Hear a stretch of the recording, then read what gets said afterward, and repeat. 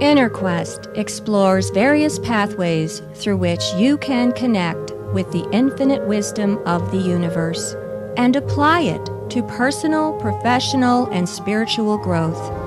This program, featuring accomplished practitioners, educators, and authors, is provided by Infinity Foundation, an innovative center for holistic studies and research.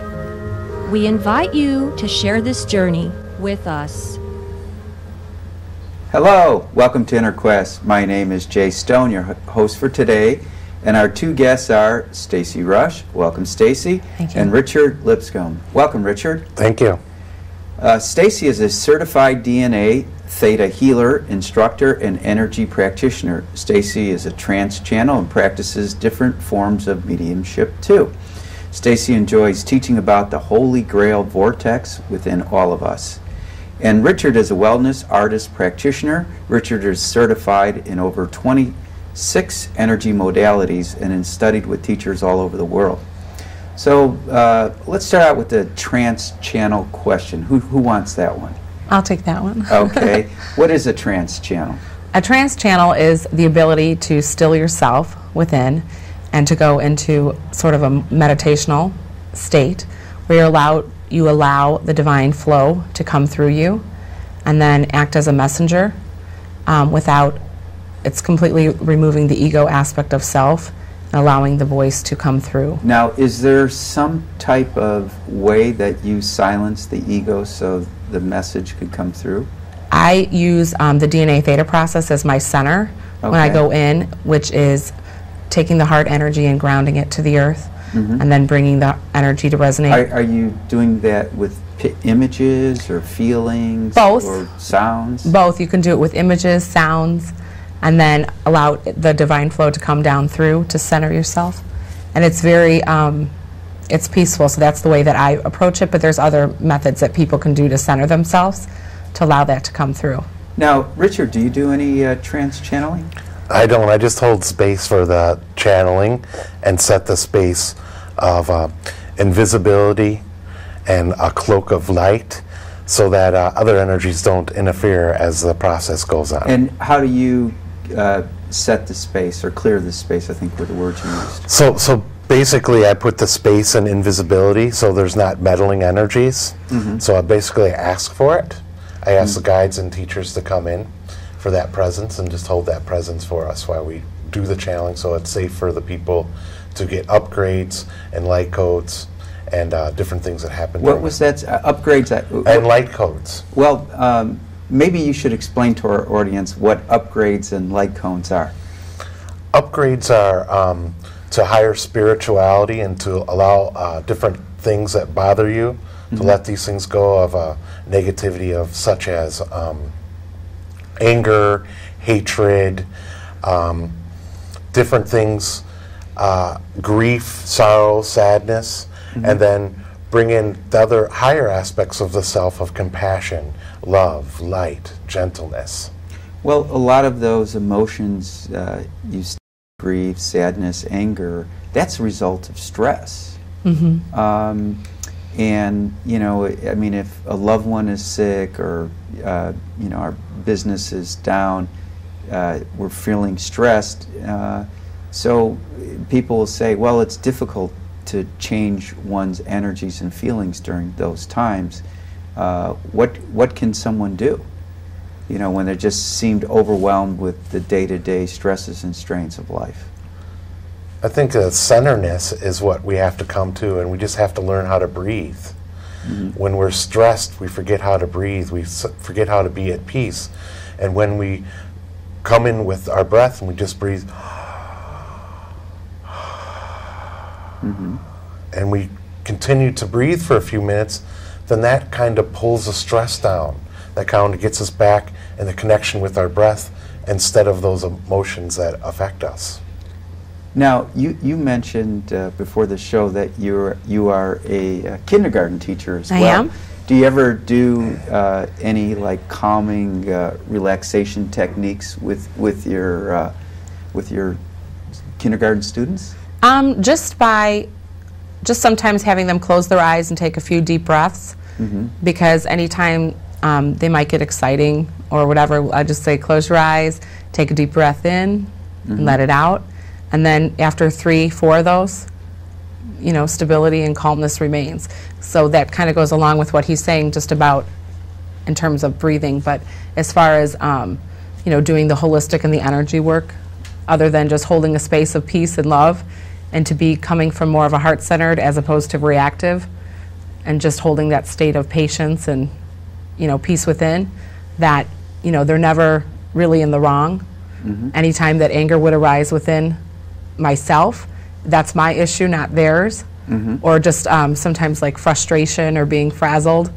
Just, you know, very flexibility comes in as second nature, along with the ability of my own self in my years of growth as a teacher, just learning that meditative process to come to that center within. Do you meditate before you go to work? I do.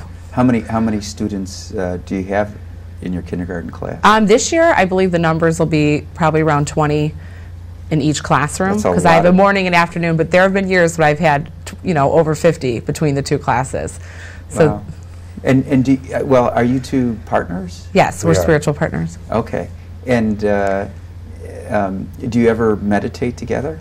We do, and that's powerful. Yeah. How often do you meditate together? Usually once a day, sometimes more. In the summer, we try to make the practice a little bit more often, just because of my flexibility around his clients and stuff. Well, once a day, that's still substantial.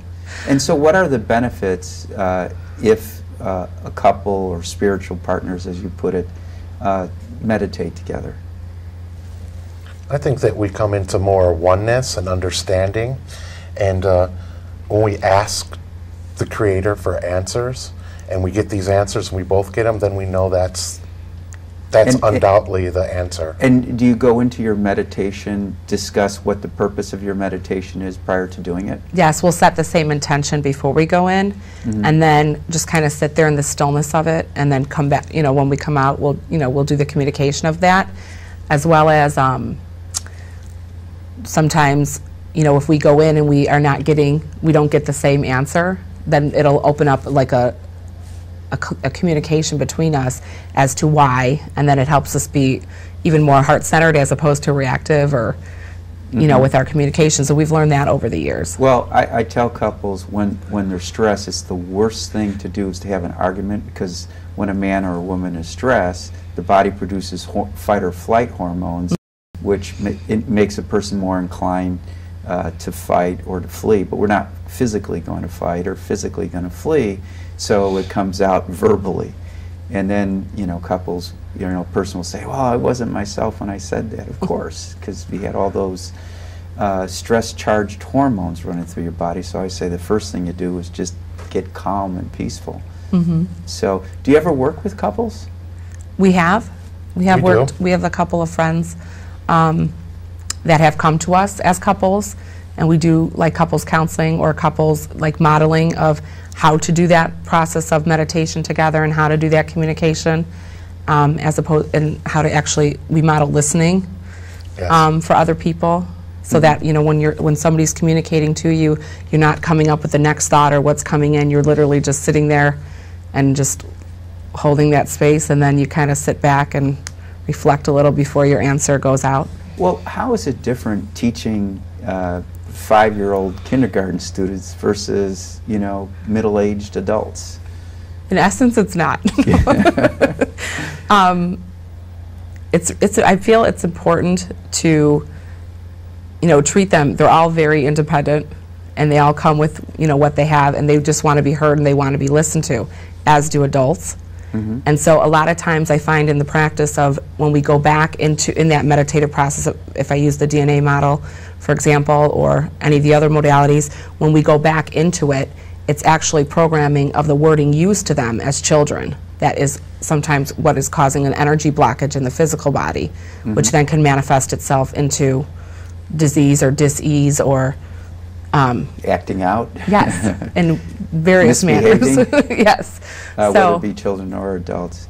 Now, Richard, let's see, I've got you down for trained in over 26 energy modalities. Yes. What are some of the energy modalities you've been trained in? DNA, quantum touch, energy-wise, Ho'oponopono, and then we get into sound healing. I've been taught Tibetan bowls, singing bowls, tuning forks. Oh, I wish you would have brought some of those. I'm sorry I didn't get today. I'm well versed in many different healing modalities, and the shamanic practices, didgeridoos, rattles, and then Didgeridoos? Yeah. That long? Yeah, the long Aboriginal. Where did you get training for that? I got it here actually in this area. There was a guy that came that was Aboriginal, and he was teaching it.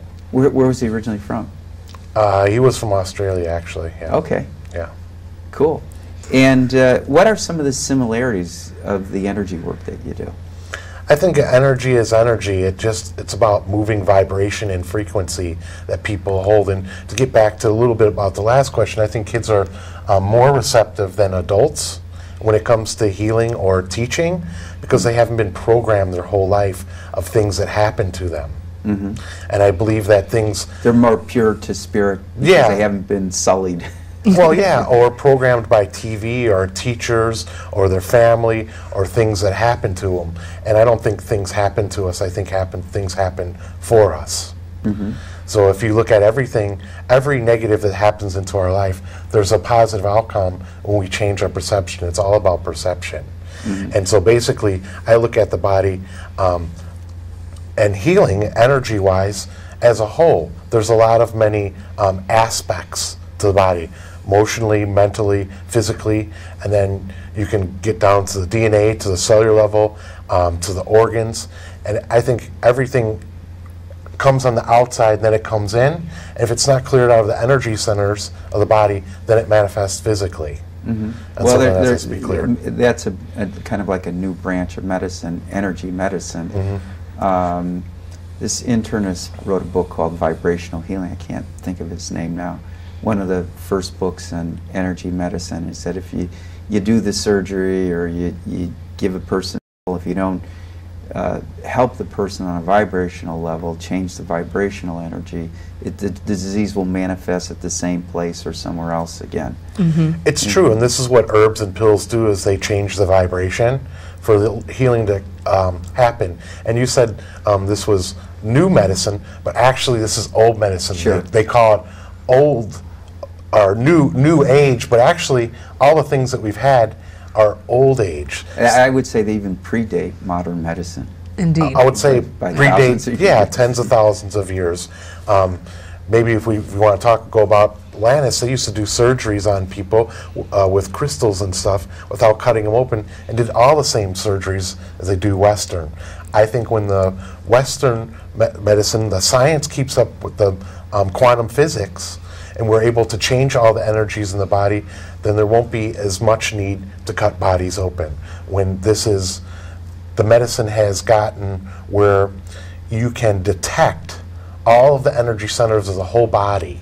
Well, and I agree with you, but we're coming to an age where there's so much pollution. We've got air pollution. You know, I read a study where it's estimated like 30,000 people a month worldwide died from air pollution. Mm-hmm.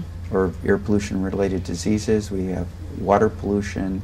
Of course, when you got polluted water and air, it gets into our food supply, animals, etc. And I think, would you just say something about how energy can offset the effects of pollution in our environments? Okay, so how I look at it is that there's 6.5 billion people here on Earth, and we're all created by God, if you want, called